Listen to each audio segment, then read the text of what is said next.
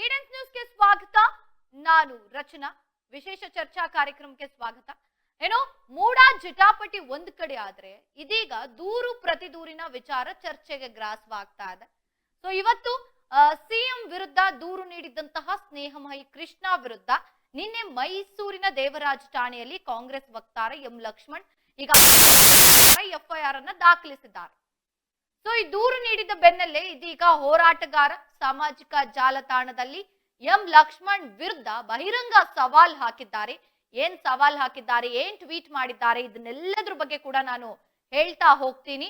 ಈಗ ಏನು ಪ್ರಕರಣದ ಸುಳ್ಳು ಸಾಕ್ಷಿ ಸೃಷ್ಟಿಸುತ್ತಿದ್ದಾರೆ ಹಾಗೂ ಸುಳ್ಳು ಸುದ್ದಿ ಹರಡಿ ಬ್ಲಾಕ್ ಮೇಲ್ ಅನ್ನ ಮಾಡ್ತಾ ಇದ್ದಾರೆ ಅಂತ ಆರೋಪಿಸಿ ಮೈಸೂರಿನ ದೇವರಾಜ ಪೊಲೀಸ್ ಠಾಣೆಗೆ ಕಾಂಗ್ರೆಸ್ ನಿಯೋಗ ಈಗ ದೂರನ್ನ ಕೊಟ್ಟಿದೆ.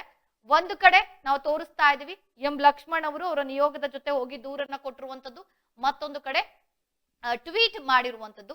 ಎರಡು ವಿಚಾರಗಳನ್ನು ಕೂಡ ನಾವು ತೋರಿಸ್ತಾ ಇದೀವಿ. ಏನು ಈಗಾಗಲೇ ಈ ದೂರಿಗೆ ಪ್ರತಿಯಾಗಿ ತಮ್ಮದೇ ಶೈಲಿಯಲ್ಲಿ ಟ್ವೀಟ್ ಮುಖಾಂತರ ತಿರುಗೇಟನ್ನ ನೀಡಿರುವಂತಹ ಸ್ನೇಹಮಯಿ ಕೃಷ್ಣ ತಾಕತ್ತಿದ್ರೆ ನನ್ನ ಮೇಲಿನ ಆರೋಪವನ್ನ ನಿರೂಪಿಸಿ ಅಂತ ಬಹಿರಂಗವಾಗಿ ಸವಾಲ್ ಹಾಕಿದ್ದಾರೆ.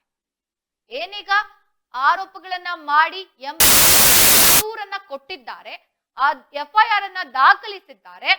ಈಗ ಅದಕ್ಕೆ ಪ್ರತಿಯಾಗಿ ಅದಕ್ಕೆ ವಿರುದ್ಧವಾಗಿ ಸ್ನೇಹಮಯಿ ಕೃಷ್ಣ ಅವರು ಕೂಡ ಸವಾಲ್ ಹಾಕಿದ್ದಾರೆ. ತಾಕತ್ತಿದ್ರೆ ನನ್ನ ಮೇಲಿನ ಆರೋಪವನ್ನ ನಿರೂಪಿಸಿ. ನನ್ನ ವಿರುದ್ಧ 44 ಪ್ರಕರಣ ದಾಖಲಾಗಿದೆ ಅಂತ ಆರೋಪ ಮಾಡುವ ನೀವು ತಾಕತ್ತಿದ್ರೆ ಆ ಪ್ರಕರಣಗಳ ಪ್ರಥಮ ವರ್ತಮಾನ ವರದಿಗಳನ್ನ ಬಿಡುಗಡೆ ಮಾಡಿ ಅಂತ ಸ್ನೇಹಮಯಿ ಕೃಷ್ಣ ಈಗ ಹೇಳಿರುವಂತದ್ದು. ಜೊತೆಗೆ ನನ್ನ ಹೋರಾಟವನ್ನ ಹತ್ತಿಕ್ಕುವಂತಹ ಸಲುವಾಗಿ ನಿಮ್ಮಂತಹ ರಣಹೇಡಿಗಳು ಸುಳ್ಳು ಆರೋಪ ಮಾಡಿದ್ರೆ ರಾಜ್ಯದ ಜನ ನಂಬುವುದಿಲ್ಲ ಅಂತ ಕೂಡ ತಿರುಗೇಟನ್ನ ಕೊಟ್ಟಿರುವಂತದ್ದು. ಯಾಕೆ ಅಂತ ಅಂದ್ರೆ ಈಗಾಗಲೇ ಗೊತ್ತಿದೆ, ಮೂಡ ಹಗರಣ ಅನ್ನೋ ಒಂದು ವಿಚಾರ ಬಹಳಷ್ಟು ಸದ್ದನ್ನ ಮಾಡಿದೆ, ಬಹಳಷ್ಟು ವಾದ ವಿವಾದಗಳನ್ನ ಮಾಡಿರುವಂತದ್ದು. ಸ್ವತಃ ಸಿಎಂ ಸಿದ್ದರಾಮಯ್ಯ ಅವರೇ ವಿಚಾರಣೆಯನ್ನ ಎದುರಿಸುವಂತಹ ಸಂದರ್ಭ ಸನ್ನಿವೇಶಗಳು ಕೂಡ ಬಂದಿದೆ. ಸೊ ಸ್ನೇಹಮಯಿ ಕೃಷ್ಣ ಅವರು ಕೊಟ್ಟಂತಹ ಒಂದು ದೂರಿನ ಮೇಲೆ ಪ್ರಕರಣಗಳು ಕೂಡ ನಡೆದಿರುವಂತದ್ದು.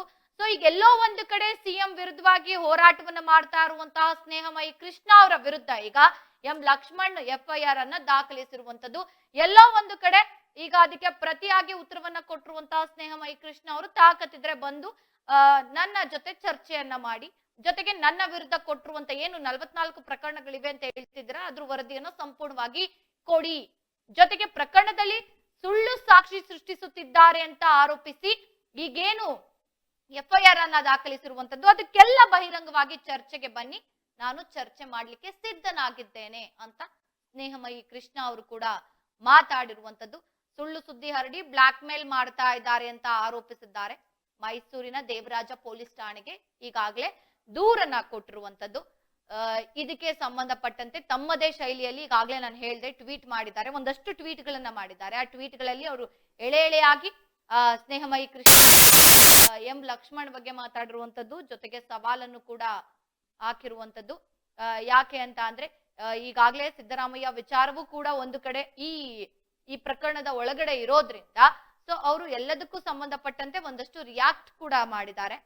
ಜೊತೆಗೆ ನನ್ನ ಹೋರಾಟವನ್ನ ಯಾವುದೇ ಕಾರಣಕ್ಕೂ ಹತ್ತಿಕ್ಕುವಂತಹ ಸಲುವಾಗಿ ನಿಮ್ಮಂತ ರಣಹೇಡಿಗಳು ಸುಳ್ಳು ಆರೋಪ ಮಾಡಿದ್ರೆ ರಾಜ್ಯದ ಜನ ನಂಬಲ್ಲ, ರಾಜ್ಯದ ಜನಕ್ಕೆ ಗೊತ್ತಿದೆ ಯಾರು ಏನು ಅನ್ನೋ ಒಂದು ವಿಚಾರವನ್ನು ಕೂಡ ಹೇಳಿರುವಂತದ್ದು.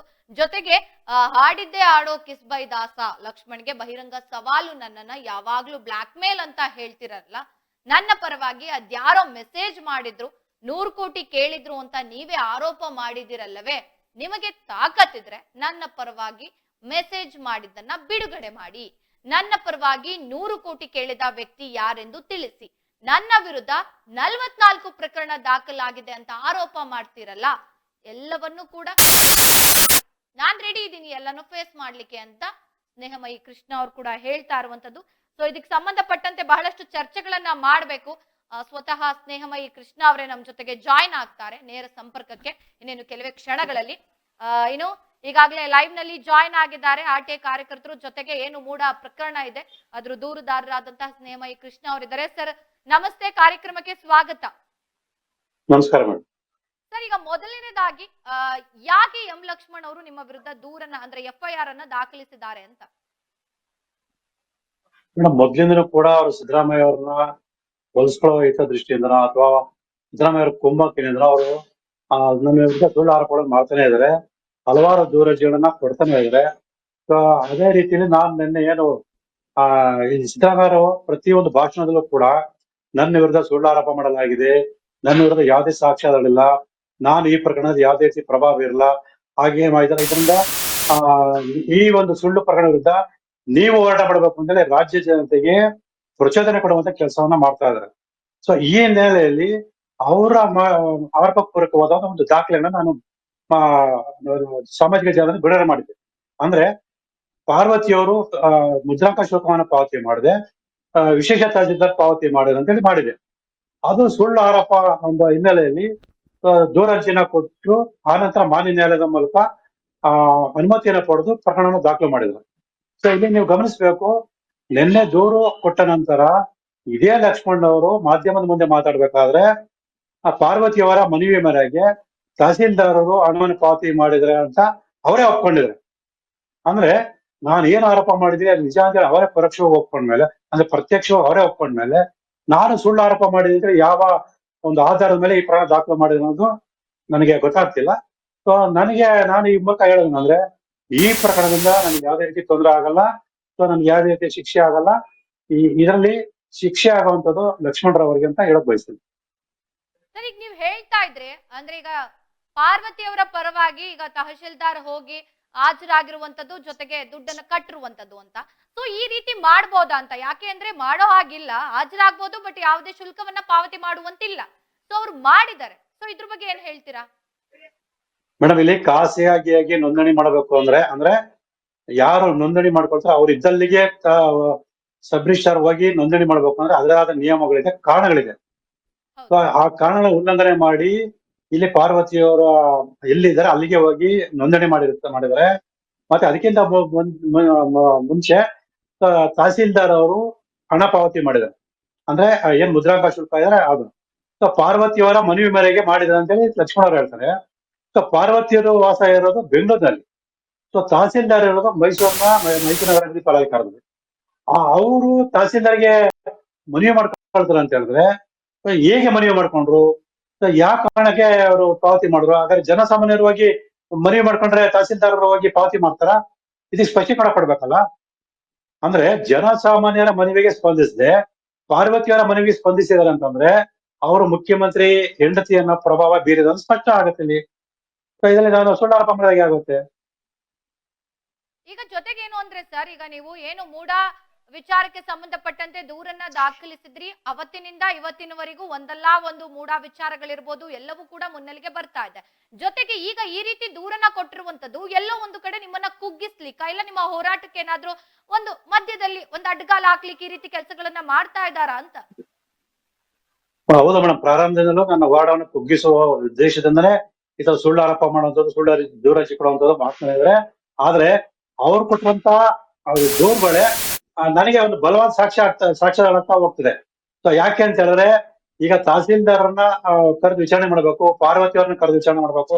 ಆ ಸಂದರ್ಭದಲ್ಲಿ ಅವ್ರು ಹೇಳ್ಬೇಕು ಯಾವ ಕಾರಣಕ್ಕೆ ಅವರು ತಹಸೀಲ್ದಾರ್ಗೆ ಮನವಿ ಮಾಡ್ಕೊಂಡ್ರು, ಯಾವ ರೀತಿ ಮನವಿ ಮಾಡ್ಕೊಂಡ್ರು, ಹಣವನ್ನ ಯಾವ ರೀತಿ ತಹಸೀಲ್ದಾರ್ಗೆ ಕೊಟ್ರು, ಸೊ ತಹಸೀಲ್ದಾರ್ ಯಾವ ಉದ್ದೇಶದಿಂದ ಅಲ್ಲಿ ಹೋಗಿ ಪಾವತಿ ಮಾಡಿದ್ರು, ಪಾರ್ವತಿ ಅವರಿಗೆ ಪರವಾಗಿ ಪಾವತಿ ಮಾಡೋದಕ್ಕೆ ಬೇರೆ ಯಾರು ಇರ್ಲಿಲ್ವಾ? ಇವೆಲ್ಲ ತನಿಖೆ ಮಾಡಿದಾಗ ಸೊ ನಾನು ಏನ್ ಆರೋಪ ಮಾಡಿದ್ದೀನಿ ಅದು ಪೂರಕವಾದ ಸಾಕ್ಷ್ಯಗಳು ನನಗೆ ಲಭ್ಯ ಆಗುತ್ತೆ ಹೊರತು ಸೊ ನನಗೆ ಯಾವುದೇ ರೀತಿ ತೊಂದರೆ ಆಗಲ್ಲ ಮೇಡಮ್. ಈಗ ಇದಕ್ಕೆ ಸಂಬಂಧಪಟ್ಟಂತೆ ಈಗ ನೀವು ಯಾವ ರೀತಿ ಹೋರಾಟವನ್ನ ಮಾಡ್ಬೇಕು ಅನ್ಕೊಂಡಿದ್ದೀರಾ ಸರ್? ಯಾಕೆ ಅಂತ ಅಂದ್ರೆ ಈಗ ನಿಮ್ಮ ವಿರುದ್ಧ ಆಲ್ರೆಡಿ FIR ಆಗಿದೆ, ನೀವು ಯಾವುದೇ ಶಿಕ್ಷೆ ಆಗಲ್ಲ ಅಂತ ಹೇಳ್ತಿದ್ದೀರಾ. ಆದ್ರೆ ಮುಂದಿನ ದಿನಗಳಲ್ಲಿ ಕಾನೂನು ಮುಖಾಂತರ ಏನಾದ್ರೂ ಒಂದು ಹೋರಾಟ ಮಾಡ್ಬೇಕಾಗುತ್ತೆ. ಸೊ ಏನ್ ಮಾಡ್ಬೇಕು ಅಂತ ಮುಂದೆ? ಖಂಡಿತವಲ್ಲ ಮೇಡಮ್, ಈಗ ಅವರೇ ಮಾಧ್ಯಮದ ಮುಂದೆ ಏನು ಒಪ್ಕೊಂಡಿದ್ದಾರೆ ತಹಸೀಲ್ದಾರ್ ಕೊಟ್ಟಿದ್ದಾರೆ ಅಂತ ಹೇಳಿ. ಮತ್ತೆ ಇಲ್ಲಿ ಇನ್ನೊಂದು ಗಮನಿಸ್ಬೇಕು, ಇದಕ್ಕೆ ಪೂರಕವಾಗಿ ಶ್ರೀಮತಿ ಪಾರ್ವತಿಯವರ ಮಗ ಯತೀಂದ್ರ ಸಿದ್ದರಾಮಯ್ಯ ಕೂಡ ಮಾತಾಡಿದರೆ, ಅವರು ಕೂಡ ಒಪ್ಕೊಂಡಿದ್ದಾರೆ ನಮ್ಮ ತಾಯಿಯವರಿಗೆ ಆರೋಗ್ಯ ಸರಿ ಇಲ್ಲದ್ರಿಂದ ಅವರ ಮನವಿ ಮೇರೆಗೆ ತಹಸೀಲ್ದಾರ್ ಹಣ ಪಾವತಿ ಮಾಡಿರ್ಬೋದು ಅಂತ ಹೇಳಿ. ಅಂದ್ರೆ ನನ್ನ ಆರೋಪಕ್ಕೆ ಬಲವಾದ ಸಾಕ್ಷ್ಯಗಳು ಇದೆ. ಹಾಗಾಗಿ ಆ ಸಾಕ್ಷ್ಯಗಳನ್ನ ಪೊಲೀಸರಿಗೆ ಕೊಟ್ಟು ಪಾರ್ವತಿಯವರನ್ನ ಕರೆದು ಮತ್ತೆ ವಿಶೇಷ ತಹಸೀಲ್ದಾರ್ನ ಕರೆದು ವಿಚಾರಣೆ ಮಾಡಿ ಮತ್ತೆ ಕಾನೂನಿನ ಪ್ರಕಾರ ಖಾಸಗಿ ನೋಂದಣಿ ಮಾಡ್ಬೇಕಾದ್ರೆ ಆ ನಿಯಮಗಳನ್ನ ಅನುಸರಿಸಿ ಖಾಸಗಿ ನೋಂದಣಿ ಮಾಡಿದಾರ, ಇವೆಲ್ಲ ತನಿಖೆ ಮಾಡಿದ ನಾನು ಮನವಿ ಕೊಟ್ಟಾಗ ಅದ್ರ ತನಿಖೆ ಮಾಡದಂತ ಸಂದರ್ಭದಲ್ಲಿ ನನ್ನ ವಿರುದ್ಧ ಸುಳ್ಳು ಆರೋಪ ಮಾಡು ಸಾಬೀತಾಗಿ ಈ ಪ್ರಕರಣಕ್ಕೆ ಬಿ ಅಂತಿಮ ವರದಿ ಸಲ್ಲಿಸ್ತಾರೆ. ಮತ್ತೆ ಸುಳ್ಳು ದೂರನ್ನ ಕೊಟ್ಟಿರ್ತಕ್ಕಂಥ ಲಕ್ಷ್ಮಣ್ ವಿರುದ್ಧ ಬೇರೆ ಕಾನೂನು ಕ್ರಮಗಳನ್ನ ಕೈಗೊಳ್ತಾರೆ. ಸರ್ ಜೊತೆಗೇನು ಅಂದ್ರೆ ಇವತ್ತು ನಡೆದಿರುವ ವಿಚಾರ ಅಂತ ಆದ್ರೆ ಇವತ್ತು ಕೂಡ ಸಿಎಂ ಸಿದ್ದರಾಮಯ್ಯ ಅವರು ಒಂದು ಹೇಳಿಕೆಯನ್ನ ಕೊಡ್ತಾರೆ. ಅಂದ್ರೆ ಸುಳ್ಳು ಆರೋಪಗಳನ್ನ ಇಡಿ ಇರ್ಬೋದು ತನಿಖೆಯನ್ನ ಮಾಡ್ತಾ ಇದೆ ಅಂತ ಎಲ್ಲೋ ಒಂದು ಕಡೆ ಈ ವಿಚಾರಕ್ಕೆ ಸಂಬಂಧಪಟ್ಟಂತೆ ಅವರು ಮಾತಾಡಿರೋದಲ್ವಾ ಅಂತ. ಮೇಡಮ್ ಇಲ್ಲಿ ತಾವು ಗಮನಿಸಬಹುದು, ಸುಳ್ಳು ಪ್ರಕರಣ ದಾಖಲಾಗಿದೆ ಅಂತ ಹೇಳಿದ್ರೆ ಅವರು ಮಾನ್ಯ ಉಚ್ಚ ನ್ಯಾಯಾಲಯಕ್ಕೆ ಇದು ಮನವಿಯನ್ನ ಸಲ್ಲಿಸಿ ಈ ಪ್ರಕರಣವನ್ನ ರದ್ದುಪಡಿಸಿ ಅಂತೇಳಿ ಮನವಿ ಮಾಡಬಹುದು. ಆದ್ರೆ ಇದುವರೆಗೂ ಅವ್ರು ಮನವಿ ಮಾಡಿಲ್ಲ. ಯಾಕೆ ಅಂತ ಹೇಳಿದ್ರೆ ಈಗಾಗ್ಲೇ ಅವ್ರ ಮಾನ್ಯ ಉಚ್ಚ ನ್ಯಾಯಾಲಯಕ್ಕೆ ಒಂದು ಅರ್ಜಿಯನ್ನ ಸಲ್ಲಿಸಿ ಮುಖಭಂಗಕ್ಕೊಳಗಾಗಿದ್ದಾರೆ. ಅಂದ್ರೆ ಅವರ ಮನವಿನ ತಿರಸ್ಕರಿಸಿ ನಮ್ಮ ಮನವಿಯನ್ನ ಪುರಸ್ಕರಿಸಿದರೆ ಅಂದ್ರೆ ಅವ್ರ ವಿರುದ್ಧ ಮಾಡಿರೋ ಆರೋಪ ಪೂರಕವಾದ ಸಾಕಷ್ಟು ಸಾಕ್ಷ್ಯ ಇದೆ ಅನ್ನೋದು ಮಾನ್ಯ ನ್ಯಾಯಾಲಯ ಈಗಾಗಲೇ ಒಪ್ಕೊಂಡು ಆದೇಶ ಮಾಡಿದೆ. ಹಾಗಾಗಿ ಇವರು ಈ ಪ್ರಕರಣವನ್ನ ಅಂದ್ರೆ ಏನು ಅವ್ರ ವಿರುದ್ಧ ಲೋಕಾಯುಕ್ತದಲ್ಲಿ ದಾಖಲಾಗಿದೆ ಅದನ್ನ ರದ್ದುಪಡಿಸಿದ್ರೆ ಇವತ್ತೊಂದು ಮನವಿ ಮಾಡ್ಕೊಳ್ತಾ ಇರೋದು ನೋಡ್ರೆ ಗೊತ್ತಾಗುತ್ತೆ. ನಮ್ಮ ಆರೋಪಕ್ಕೂ ಗೌರವಾದ ಸಾಕ್ಷ್ಯ ಇದೆ ಅನ್ನೋದು ಸ್ಪಷ್ಟವಾಗಿ ಸಿದ್ದರಾಮಯ್ಯ ಕೂಡ ಗೊತ್ತಿದೆ. ಆದ್ರೆ ಜನರಿಗೆ ಒಂದು ದಿಕ್ ತಪ್ಪಿಸುವ ನಿಟ್ಟಿನಲ್ಲಿ ಇವರು ಸುಳ್ಳು ಹೇಳಿಕೆಗಳನ್ನ ಕೊಡ್ತಾ ಇದ್ದಾರೆ. ಸರ್ ಈಗ ಜೊತೆಗೆ ನೀವು ಏನು ಈ ರೀತಿ ದೂರನ್ನ ಕೊಟ್ಟಿದ್ದಾರೆ, ಎಫ್ಐಆರ್ ದಾಖಲಿಸಿದ್ದಾರೆ ಅನ್ನೋ ಒಂದು ವಿಚಾರ ಗೊತ್ತಾದಂಗೆ ಒಂದಷ್ಟು ಸೋಷಿಯಲ್ ಮೀಡಿಯಾ ಮಾಡಿದಿರಾ, ಒಂದಷ್ಟು ಬಹಿರಂಗ ಸವಾಲ್ ಕೂಡ ಹಾಕಿದ್ದೀರಾ ಸರ್. ಅಂದ್ರೆ ನಮ್ಮ ಚಾನೆಲ್ ನಲ್ಲಿ ಕೂತು ನೀವು ಎಂ ಲಕ್ಷ್ಮಣ್ ಅವ್ರಿಗೆ ಏನ್ ಹೇಳಕ್ ಇಷ್ಟಪಡ್ತೀರಾ? ಕೇಳ್ತದ ನನ್ನ ಧ್ವನಿ ಕೇಳಿಸ್ತಾ ಇದೆಯಾ ಸರ್? ಈಗ ಕೇಳ್ತದ. ಹಾ ಸರ್, ಈಗ ನೀವು ಆಲ್ರೆಡಿ ಒಂದು ಟ್ವೀಟ್ ಮಾಡಿ ಒಂದಷ್ಟು ವಿಚಾರಗಳನ್ನ ಜೊತೆಗೆ ಬಹಿರಂಗ ಸವಾಲ್ ಕೂಡ ಹಾಕಿದ್ದೀರಾ ಎಂ ಲಕ್ಷ್ಮಣ್ ಅವ್ರಿಗೆ. ಈಗ ಅವ್ರಿಗೆ ಏನ್ ಹೇಳಲಿಕ್ಕೆ ಇಷ್ಟಪಡ್ತೀರಾ ಅಥವಾ ಏನಾದ್ರೂ ಹೇಳೋದು ಇದೆಯಾ ಅವರಿಗೆ? ಮೇಡಮ್ ಖಂಡಿತವಾಗ್ಲೂ ನಾನು ಬಹಿರಂಗ ಸವಾಲ್ ಹಾಕಿದೀನಿ. ಅವ್ರ ನಿಜವಾದ ತಾಕತ್ ಅನ್ನೋದಿದ್ರೆ ನಾನು ಬಹಿರಂಗ ಸವಾಲನ್ನ ಒಪ್ಕೊಳ್ಳಿ. ಅವ್ರ ಬಹಿರಂಗ ಸವಾಲ್ ಒಪ್ಕೊಂಡು ಏನ್ ನನ್ನ ವಿರುದ್ಧ ಆರೋಪ ಮಾಡಿದ್ರೆ ಅಂದ್ರೆ 100 ಕೋಟಿ ರೂಪಾಯಿ ನನ್ನ ಪರವಾಗಿ ಯಾರ ಕೇಳೋದು ಅಂತ ಹೇಳ್ತಾರೆ, ಅದಕ್ಕೆ ಸಂಬಂಧಪಟ್ಟ ದಾಖಲಾತಿಗಳನ್ನ ಬಿಡುಗಡೆ ಮಾಡುದು. ಮತ್ತು ನನ್ನ ವಿರುದ್ಧ 44 ಎಫ್ಐಆರ್ ಆಗಿದೆ ಅಂತ ಹೇಳ್ತಾರ, ಆ 44 ಎಫ್ಐಆರ್ ಗಳನ್ನ ಬಿಡುಗಡೆ ಮಾಡಲಿ. ಇವೆರಡು ಅವ್ರು ಬಿಡುಗಡೆ ಮಾಡಿ ನನ್ನ ವಿರುದ್ಧ ಅವ್ರು ಮಾಡಿರ್ತಕ್ಕಂಥ ಆರೋಪ ನಿಜ ಅಂತ ಸಾಬೀತುಪಡ್ತಾರೆ. ಈ ಕ್ಷಣದಿಂದನೇ ನನ್ನ ಹೋರಾಟ ನಿಲ್ತೀನಿ. ಇಲ್ಲ ಅವರು ತಮ್ಮ ರಾಜಕೀಯ ಜೀವನಕ್ಕೆ ನಿವೃತ್ತಿಯನ್ನ ಘೋಷಣೆ ಮಾಡಬೇಕು. ಸರ್ ಈಗ ನಾನು ಹೇಳ್ತಾ ಇದ್ದೆ ಅಲ್ಲೇ ಮೂಡ ಪ್ರಕರಣಕ್ಕೆ ಸಂಬಂಧಪಟ್ಟಂತೆ ನೀವು ಆಲ್ರೆಡಿ ಏನು ಹೋರಾಟವನ್ನ ಮಾಡ್ತಾ ಇದ್ದೀರಾ, ಇದನ್ನ ಕುಗ್ಗಿಸ್ಬೇಕು ಅಂತ ಈಗಾಗಲೇ ಅವ್ರು ಈ ರೀತಿ ಕೆಲಸಗಳನ್ನ ಮಾಡ್ತಾ ಇದ್ದಾರೆ ಅಂತ ಕೂಡ ನೀವು ಹೇಳಿದ್ರಿ. ಆದ್ರೆ ನಿಮ್ಮ ಹೋರಾಟ ಯಾವ ರೀತಿ ಆಗಿರುತ್ತೆ? ಈಗ ಒಂದು ರೀತಿಯಾಗಿ ಮೂಡ ಹೋರಾಟ ಕೂಡ ಹೌದು, ಇದು ನಿಮ್ಗಾಗಿ ಮಾಡ್ಕೋಬೇಕಾದಂತಹ ಹೋರಾಟ ಕೂಡ ಹೌದಿದೆ. ಸೊ ಎರಡನ್ನು ಯಾವ ರೀತಿಯಾಗಿ ಮುಂದುವರಿಸಬೇಕು ಅನ್ಕೊಂಡಿದ್ದೀರಾ? ಕಾನೂನಾತ್ಮಕವಾಗಿ ಮೊದಲಿಂದ ಕೂಡ ಹೋರಾಟ ಮಾಡ್ಕೊಂಡ್ ಬಂದಿದ್ದೀನಿ. ಸೊ ಅದೇ ರೀತಿ ಕೂಡ ಮುಂದೆನೂ ಕೂಡ ಕಾನೂನಾತ್ಮಕ ಹೋರಾಟ ಮಾಡ್ತೀನಿ. ಸೊ ಯಾಕೆ ಅಂತ ಹೇಳಿದ್ರೆ ನಾನು ಏನ್ ಆರೋಪ ಮಾಡಿದ್ರೆ ಪೂರಕವಾದ ಎಲ್ಲಾ ಸಾಕ್ಷ್ಯಗಳು ಬಲವಾದ ಸಾಕ್ಷ್ಯಗಳು ನನ್ನ ಹತ್ರ ಇದೆ. ಅವಳನ್ನ ಇಟ್ಕೊಂಡು ನನ್ನ ಆರೋಪವನ್ನ ನಿಜ ಅಂತ ಹೇಳಿ ಸಾಬೀತುಪಡಿಸಿ ತಪ್ಪಿತಸ್ಥರಿಗೆ ಶಿಕ್ಷೆ ಕೊಡಿಸ್ತೀನಿ ಅನ್ನೋ ವಿಶ್ವಾಸ ನನಗಿದೆ. ಈಗ ಜೊತೆಗೆ ಸರ್ ನೀವು ಯಾವುದೇ ಸಾಕ್ಷಿಗಳನ್ನ ಕೊಟ್ಟಾಗ ಅಂದ್ರೆ ಎಂ ಲಕ್ಷ್ಮಣ್ ಅವ್ರು ಹೇಳ್ತಾ ಇರುವಂತದ್ದು ಸುಳ್ಳು ಸಾಕ್ಷಿಗಳನ್ನ ಸೃಷ್ಟಿ ಮಾಡಿ ಕೊಡ್ತಾ ಇದ್ದಾರೆ, ಸುಳ್ಳು ಸಾಕ್ಷಿಗಳನ್ನ ಕೊಡ್ತಾ ಇದ್ದಾರೆ ಅಂತ ಹೇಳ್ತಾ ಇದಾರಲ್ಲ, ಯಾಕೆ ಇದನ್ನ ಪ್ರತಿ ಸಲ ಹೇಳ್ತಾ ಇದ್ದಾರೆ? ಯಾಕೆ ಅಂತಂದ್ರೆ ಈಗ ಆಲ್ರೆಡಿ ಅವ್ರು ಸುಳ್ಳು ಸಾಕ್ಷಿ ಅಂತ ಹೇಳಿದ್ದೆ ಒಂದು ಪ್ರೂವ್ ಆಗಿದೆ. ನೀವು ತಹಶೀಲ್ದಾರ್ ವಿಚಾರಕ್ಕೆ ಸಂಬಂಧಪಟ್ಟಂತೆ ಒಂದು ಸುಳ್ಳನ್ನ ನಡೀತಾ ಇದೆ ಅಂತ ಒಂದು ಸುಳ್ಳನ್ನ 1000 ಸಲ ಹೇಳಿ ಅದು ಸತ್ಯ ಅಂತ ಬಿಂಶ ಪ್ರಯತ್ನವನ್ನ ಮಾಡ್ತಾ ಇದ್ದಾರೆ. ಸೊ ನಾನು ಅದನ್ನೇ ಹೇಳ್ತಿದ್ದೀನಿ, ನಾನು ಯಾವ ಸುಳ್ಳು ದಾಖಲಾತಿ ಸೃಷ್ಟಿ ಮಾಡಿದ್ದೀನಿ ನೀವು ಸ್ಪಷ್ಟವಾಗಿ ಹೇಳಿ, ಅದಕ್ಕೆ ಪೂರಕವಾದ ದಾಖಲಾತಿ ಬಿಡುಗಡೆ ಮಾಡಿ. ಮೇಡಮ್ ಇವರು ಎಷ್ಟರ ಮಟ್ಟಿಗೆ ಹೇಳಿ ಅಂತಂದ್ರೆ ಅವರು ಮಾಡತಕ್ಕಂಥ ವಿಡಿಯೋದಲ್ಲಿ ಅವ್ರ ಧ್ವನಿನೇ ಇದೆ. ಆ ಧ್ವನಿನ ನಂದು ಅಂತ ಅವ್ರು ಒಪ್ಪಳಕ್ ಸಿದ್ಧರೇ ಇಲ್ಲ. ಅಥವಾ ಅವರು ಈಗ ನನ್ನ ವಿರುದ್ಧ ದೂರ ದಾಖಲೆ ಮಾಡಿದಾರಲ್ವಾ, ಈಗ ನಾನು ಅವ್ರ ವಿರುದ್ಧನೇ ಆರೋಪ ಮಾಡ್ತಿದ್ದೀನಿ. ಆ ವಿಡಿಯೋನ ಅವರು ಸೃಷ್ಟಿ ಮಾಡಿದರೆ ಅದ್ರಲ್ಲಿ ಇರ್ತಕ್ಕಂಥ ಧ್ವನಿ ಅವ್ರದ್ದು ಅಂತ ಹೇಳ್ತಾ ಇದ್ರಲ್ವಾ, ಅದ್ರ ಬಗ್ಗೆ ಯಾಕೆ ಇವ್ರು ಕಂಪ್ಲೇಂಟ್ ಕೊಡ್ತಾ ಇಲ್ಲ? ಸ್ನೇಹಮಯ ಕೃಷ್ಣ ಅವರು ಈ ವಿಡಿಯೋನ ಮಾಡಿದ್ದಾರೆ, ಅವ್ರು ನನ್ನ ವಿರುದ್ಧ ಸುಳ್ಳು ಆರೋಪ ಮಾಡ್ತಾ ಇದಾರೆ. ಅದರಿಂದ ಈ ವಿಡಿಯೋವನ್ನ ವಿಧಿವಿಜ್ಞಾನ ಪ್ರಯೋಗಾಲಯಕ್ಕೆ ಕಳಿಸಿ ಅದ್ರಲ್ಲಿರ್ತಕ್ಕಂಥ ಧ್ವನಿ ಯಾರ್ದು ಅಂತ ಹೇಳಿ ಒಂದು ವರದಿಯನ್ನ ಪಡ್ಕೊಂಡು ಕ್ರಮ ತಗೊಳ್ಳಿ ಅಂತೇಳಿ ಯಾಕೆ ದೂರು ಕೊಟ್ಟಿಲ್ಲ ಇವರು? ಬರೀ ಪಾರ್ವತಿ ಅವ್ರ ವಿಚಾರ ಸಂಬಂಧಪಟ್ಟಾಗೆ ನಾನು ಸಾಮಾಜಿಕ ಜಾಲದಲ್ಲಿ ಆಗ್ತೇನೆ ಅವ್ರ ಕಾರಣಕ್ಕೆ ಎಫ್ಐಆರ್ ದಾಖಲು ಮಾಡ್ತಾರೆ, ಅದು ಈ ವಿಡಿಯೋ ಬಗ್ಗೆ ಎಫ್ಐಆರ್ ದಾಖಲು ಮಾಡ್ತಾರೆ. ಸೊ ಇಲ್ಲೇ ಗೊತ್ತಾಗುತ್ತೆ ಅವರು ಎಷ್ಟರ ಮಟ್ಟಿಗೆ ಸುಳ್ಳು ಹೇಳ್ತಾರೆ, ಜನರ ದಿಕ್ಕನ್ನ ತಪ್ಪಿಸ್ತಾರೆ ಅನ್ನೋದು ಗೊತ್ತಾಗುತ್ತೆ. ಓಕೆ ಸರ್, ಇನ್ನು ಕೊನೆಯದಾಗಿ ಏನ್ ಹೇಳಕ್ ಇಷ್ಟಪಡ್ತೀರಾ ಸರ್? ಏನಿಲ್ಲ, ಅವ್ರು ಯಾವುದೇ ರೀತಿಯ ಆರೋಪಗಳನ್ನ ಮಾಡ್ಲಿ, ಯಾವುದೇ ರೀತಿಯ ದೂರನ ಕೊಡ್ಲಿ, ಯಾವುದೇ ರೀತಿಯ ಮೊಕದ್ದಮೆ ದಾಖಲು ಮಾಡ್ಲಿ, ಅವ್ರು ಏನೇ ಮಾಡಿದ್ರು ಕೂಡ ನನ್ನ ಹೋರಾಟವನ್ನ ನಾನು ನಿಲ್ಸೋದಿಲ್ಲ, ಮುಂದುವರಿಸ್ತೀನಿ. ಏನ್ ಮೋಡದಲ್ಲಿ ಬ್ರಹ್ಮಾಂಡ ಭ್ರಷ್ಟಾಚಾರ ಇದೆ, ಅದಕ್ಕೆ ಪೂರಕವಾದ ಎಲ್ಲಾ ರೀತಿಯ ಒಂದು ತನಿಖೆಯನ್ನ ಮಾಡಿಸಿ ಮೋಡದಿಂದ ಪಡ್ತಕ್ಕಂಥ ಎಲ್ಲಾ ಅಕ್ರಮ ನಿವೇಶನವನ್ನ ವಾಪಸ್ಸು ಮೋಡ ಬರೋ ರೀತಿ ಮಾಡ್ತೀನಿ, ಮತ್ತೆ ತಪ್ಪಿತಸ್ಥರಿಗೆ ಶಿಕ್ಷೆ ಕೊಡ್ತೀನಿ. ಅಲ್ಲಿವರೆಗೂ ನನ್ನ ಹೋರಾಟವನ್ನ ಯಾವುದೇ ಕಾರಣಕ್ಕೂ ನಿಲ್ಸಲ್ಲ ಅಂತ ಹೇಳಕ್ ಇಷ್ಟಪಡ್ತೀನಿ. ಖಂಡಿತ ಖಂಡಿತ ಸರ್, ಧನ್ಯವಾದಗಳು ಸರ್. ನಮ್ಮ ಕಾರ್ಯಕ್ರಮಕ್ಕೆ ಬಂದು ಇಷ್ಟೊತ್ತು ಮಾತಾಡಿದ್ದಕ್ಕೆ ಧನ್ಯವಾದಗಳು. ನಮಸ್ಕಾರ.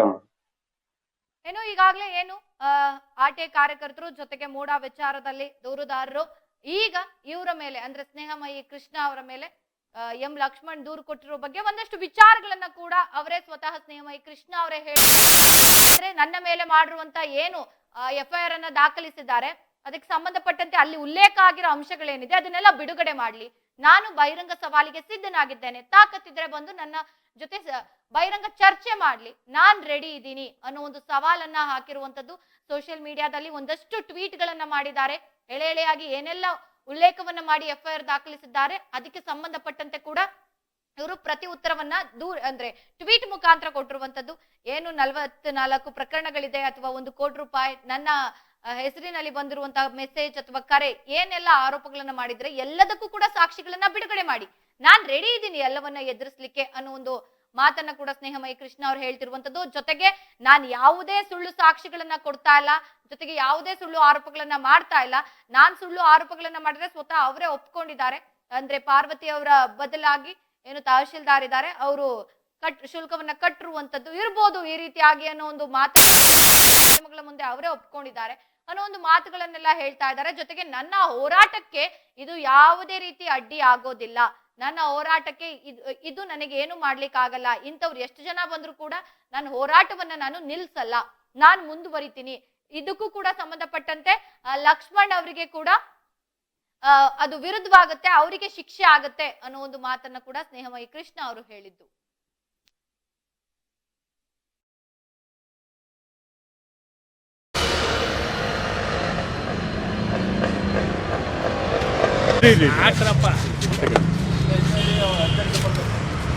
ರಮಣ ಒಂಚೂರು ಈ ಕಡೆ ಬಂದ್ಬಿಡಿ.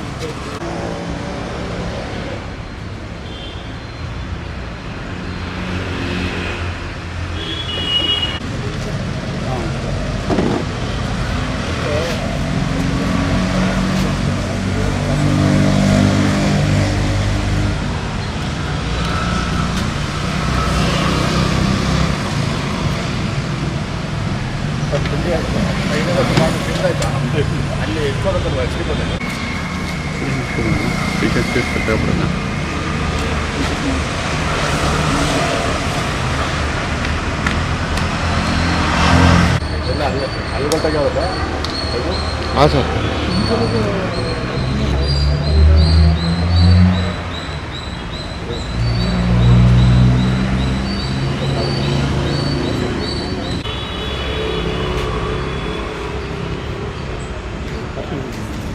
ಕಳಿಸ್ತೀವಿ.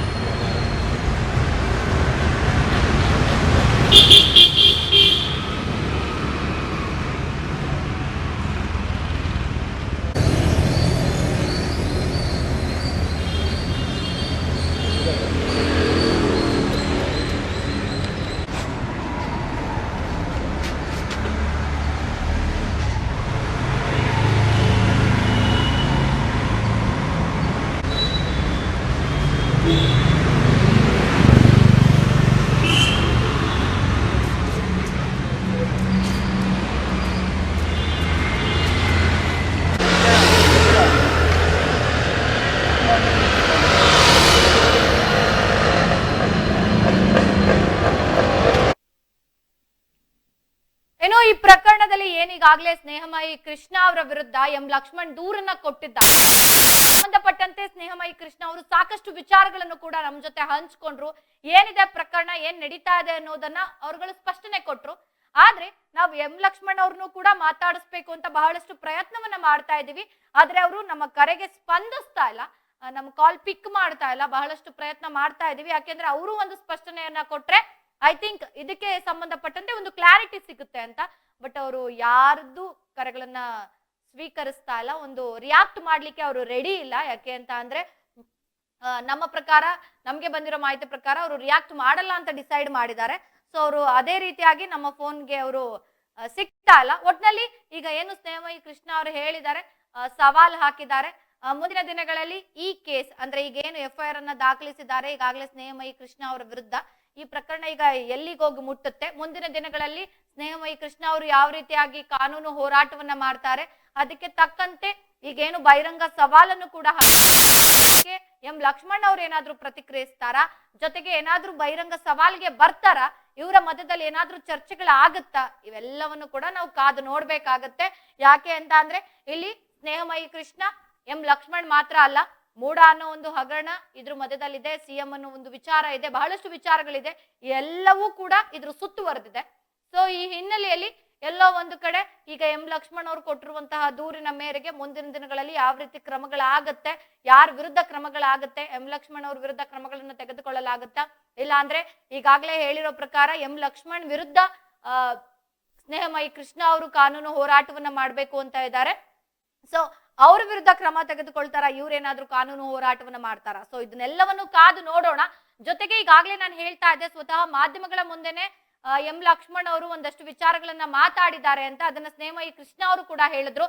ಸೊ ಆ ವಿಡಿಯೋದಲ್ಲಿ ಏನ್ ಮಾತಾಡಿದ್ದಾರೆ ಒಮ್ಮೆ ಕೇಳಿಸ್ಕೊಳ್ಳಿ.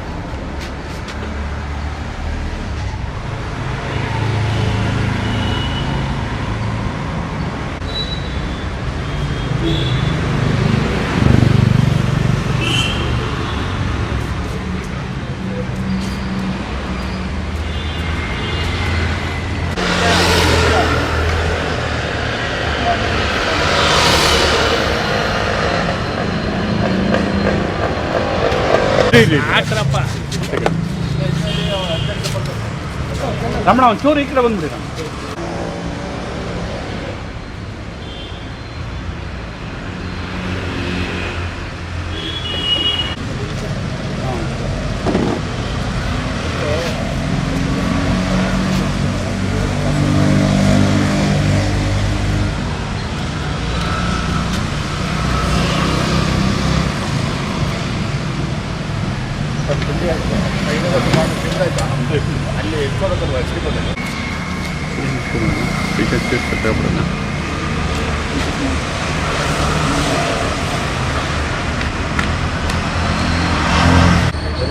ಅಲ್ಲಿ ವಾಟ್ಸಪ್ ಅಲ್ಲಿ ಇದನ್ನ ಅವ್ರ ಫೇಸ್ಬುಕ್ ಅಲ್ಲಿ ಬರ್ಕೊಂಡಿರುವಂತದ್ದು, ಆಮೇಲೆ ಮಾಧ್ಯಮಗಳ ಮುಂದೆ ಬಂದು ಕೊಟ್ಟಿರುವಂತ ಹೇಳಿಕೆ ಬಗ್ಗೆ ಇದು ಸುಳ್ಳು ದೂರು, ಸುಳ್ಳು ಆಪಾದನೆ ಅನ್ನುವಂಥದ್ದು ಹೇಳುವಂಥದಕ್ಕೆ ನಮ್ಮ ಹತ್ರ ದಾಖಲೆಗಳಿದಾವೆ. ಅವರು ಮೇಡಮ್ಮು 550 ರೂಪಾಯಿ ಏನು ಸ್ಟಾಂಪ್ ಡ್ಯೂಟಿಯನ್ನ ಕಟ್ಟಿದ್ದಾರೆ ನೋಡಿ, ಸ್ಟಾಂಪ್ ಡ್ಯೂಟಿದು ಇಲ್ಲಿದೆ, ಅವರ ಹೆಸರಲ್ಲಿದೆ. ಸಂದಾಯದಾರನ ಹೆಸರು ಪಾರ್ವತಿ BM ಪಾರ್ವತಿ. ಇವರ ಆಬ್ಸೆನ್ಸ್ ಅಲ್ಲಿ ರಿಜಿಸ್ಟ್ರೇಷನ್ ಯಾರು ಮಾಡ್ಕೋತಾರೆ ಅವರು ಬರ್ದೇ ಇದ್ದ ಸಂದರ್ಭದಲ್ಲಿ ತಹಶೀಲ್ದಾರು ಇಲ್ಲ ಎಂಪ್ಲಾಯೀಸ್ ಮೂಲಕ ಕಟ್ಟುವಂಥದಕ್ಕೂ ಅವಕಾಶ ಇದೆ. ಕರ್ನಾಟಕ ರಿಜಿಸ್ಟ್ರೇಷನ್ ರೂಲ್ 1965 ಬಹಳ ಸ್ಪಷ್ಟವಾಗಿ ಹೇಳುತ್ತೆ.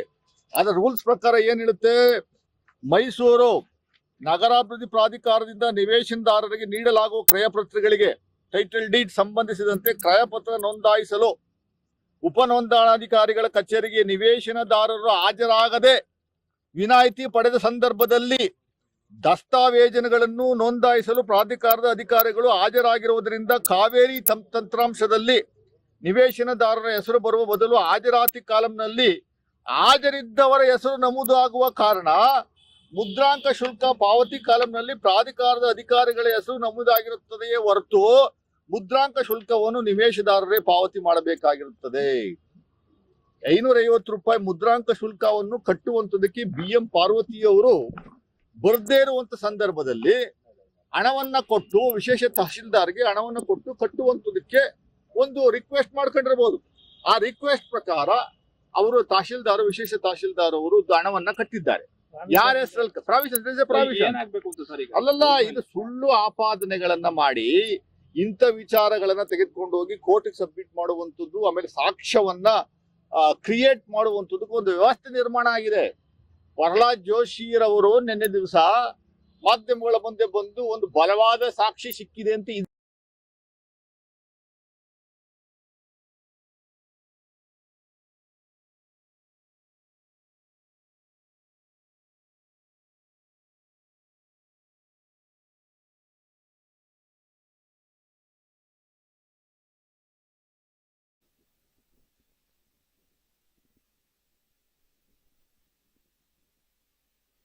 ಏನು ಈಗಾಗಲೇ ಮೈಸೂರಿನಲ್ಲಿ ಮೂಡಾ ವಿಚಾರ ಒಂದು ಕಡೆ ಚರ್ಚೆ ಆದ್ರೆ ಮತ್ತೊಂದು ಕಡೆ ಇವತ್ತಿನಿಂದ ಅಂದ್ರೆ ಏನು ನಿನ್ನೆ ದೂರನ್ನ ದಾಖಲಿಸಿದ್ರು ಎಂ ಲಕ್ಷ್ಮಣ್ ವರ್ಸಸ್ ಸ್ನೇಹಮಯಿ ಕೃಷ್ಣ, ಇದೊಂದು ವಿಚಾರ ಬಹಳ ಸದ್ದನ್ನ ಮಾಡ್ತಾ ಇದೆ.